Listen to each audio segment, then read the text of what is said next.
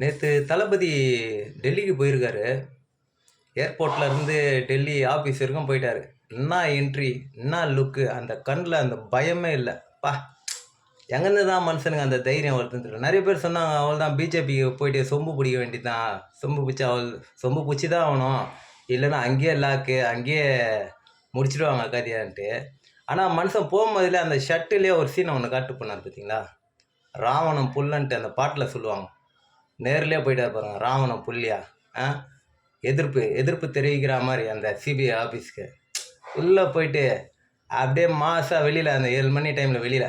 ஆனால் அந்த சன் டிவிக்காரங்களாம் பாருங்களேன், 2 நாள் முன்னாடி அங்கேயே பாய் போட்டு பட்டுறாங்க பொழுது.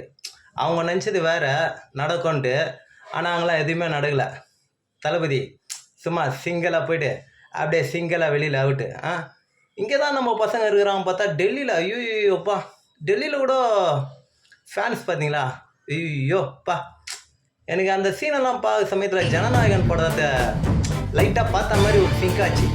செம்ம ஹாப்பி, பொங்கலுக்கு நான் ஹாப்பி. அந்த சீன்லாம் பார்க்க சமயத்தில் என்ன லுக்கு, என்ன ஸ்மைலு. இங்கே ஒரு அமைச்சர் ஒருத்தர் 10 ரூபான்னு ஏதோ சொல்லுவாங்க, அந்த அமைச்சர் பேர். அவர் சிபிஐன்னு ஸ்ட்ரெச்சரில் 10 ரூபா போல. அந்த மனுஷன் நெஞ்சை இப்படி பூச்சி ஐயோன்ட்டு. முக்கிய அரசியலில் பெரிய மாமதி, முக்கிய புள்ளிங்க இதுங்கெல்லாம் அவ்வளோ ஆக்டிங் கொடுக்குது. தளபதி கிட்ட அந்த ஐயோப்பா செல்ஃப் எடுக்கலப்பா, அசர மாட்டா போல அந்த மனுஷன். இவங்க நடிக்கிறதெல்லாம் பார்த்து ஆண்டவர் உலக நாயகன் அவர் பார்த்து டென்ஷனில் கீச்சு போட்டு போயிட போகிற டார்ச்சில் எடுத்துன்னு வேணாம். அதுமாரிலாம் நடிக்காதீங்க. கொஞ்சம் தைரியத்தை அந்த மனுஷனை பார்த்து கொஞ்சம் கற்றுக்குங்க, தைரியம் என்னான்ட்டு. வாழ்க டிவிக்கு.